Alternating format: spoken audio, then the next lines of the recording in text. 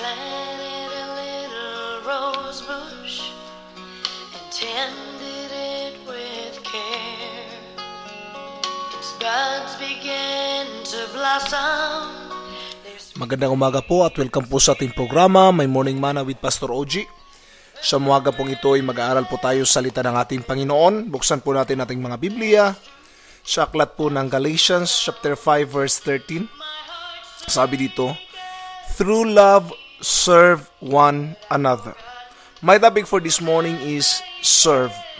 Nung si Apostle Paul po mga kapatid ay nakulong at na-shipwreck sila mga kapatid habang dinadala sila mga kapatid papunta sa kay Nero, sila ay napadako sa isang isla at doon si Apostol po hindi nasabi na Apostol Pablo ako, hindi ako dapat maggagawa katulad ninyo, but still Apostle Paul contribute, no? He gathered the sticks para mainitan sila. What my point is so simple. Perhaps you've seen aside for a while due to difficult circumstances. Maybe you've reached the time in your life when vigorous activity is no longer possible. Don't despair. Remember Paul's example and do what you can do, even if it's simply gathering sticks. May mga panahon mga kapatid na sa palagay natin para bang unproductive na tayo.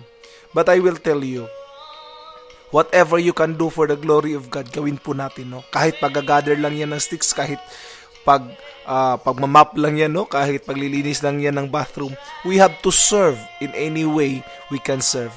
Mari sabi natin, inutil ako pastor, hindi na ako wala naman akong magandang boses, hindi ako marunong mangaral. But I want to tell you, you can serve in many forms in the kingdom of God. Huwag kang ma-discourage kapatid. Through love, serve one another. If you love what you are doing for Christ, then do it anyway. Another point, lastly mga kapatid, God never puts you in the wrong place to serve Him. Kung inilagay ka dyan ng Diyos, hindi yan maling lugar para sa iyo. God puts you there because God knows that He can use you for His kingdom. And I want to challenge you, walang inutil sa kaharian ng Diyos. Lahat tayo ay may pakinabang.